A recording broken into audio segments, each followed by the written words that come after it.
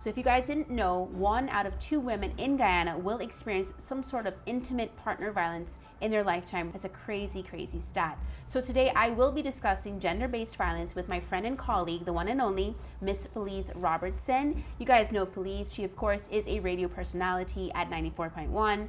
You know, she's an MC, she's a mentor, she's a business owner, she's a mom. She's just an amazing human being all around. You know, I want you to give, you know, those of us watching today just a bit about your background and your background with your relationship, your previous relationship, and what happened with that before I ask you this particular question. I felt as though I had met the right person for me. The love of your life. The love of my life. Right. And so we moved there to live with him. I was there for 7 months. But after a few months, actually after like the first month, right. I noticed Something changed. It started to get very different. And he was just picking on me for everything. It became the food. It became what I was wearing. It became... It's okay. Yeah, I'm sorry. No, it's okay. We're here. It became how I looked in a particular outfit. And at first, I was like, okay, well, I'm doing something wrong. Right. And he was great, like 20% of the time, and that 20% felt like everything to me. But when he was really angry at me, it was bad. And it seemed to be he was angry about everything. In terms of him being angry, the anger, was it emotional? Was it mental? Was it physical? It was a lot of emotional abuse in the beginning. Right. He never got physical until the very last time that I even saw him. I just realized that everything had changed in the home.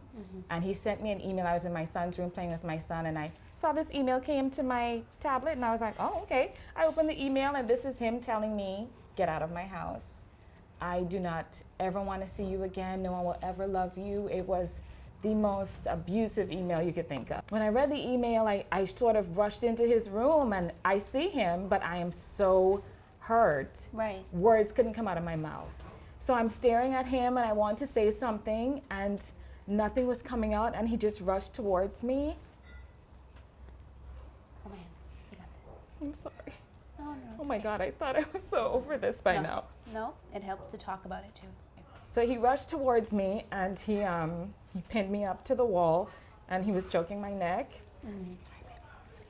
And in that moment, like I wasn't even sure what was happening. I felt like I blacked out, honestly. But I had never seen anyone that angry at me.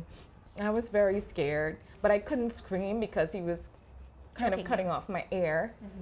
So I was just kind of like hitting at the wall, and there were some things next to the wall I was hitting at, and the boys were in the house, so they heard the commotion.